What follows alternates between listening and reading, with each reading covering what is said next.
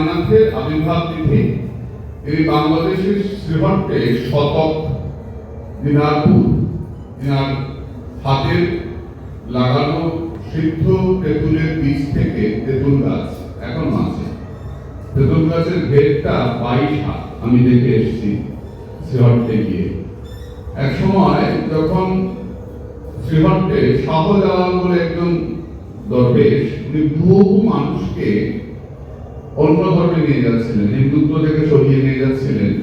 সেই সময় ঠাকুর বাণীনাথ হিন্দু ধর্মের পক্ষে দাঁড়িয়ে তাকে প্রতিবাদ করেন, আন্দোলন সংগঠিত করেন এবং ওইখানে হিন্দুত্বকে রক্ষা করেন। সেই জন্য ঠাকুর বাণীনাথ আমাদের কাছে অত্যন্ত শ্রদ্ধা। আমার মাতুর বংশের পূর্বপুরুষ, তার বংশের আমার মামা শ্রীযুক্ত প্রশান্ত গোপাল গোস্বামী আজকে তোমাদেরকে সামান্য কিছু আশীর্বাদ, কিছু স্নেহ উপহার তোমাদেরকে আজকে প্রদান করবেন। তোমরা আসবে এই সোনারহাট থেকে নিয়ে যাবে। কেমন? আর তোমরা হিন্দুত্বের ধারক বাহক, তোমরা ভাগবত ধর্ম শিখছ, এটা খুবই আনন্দের। মামার কাছে অত্যন্ত আনন্দের। উনি খুব সানন্দে তোমাদের এটা দান করছেন। লাইন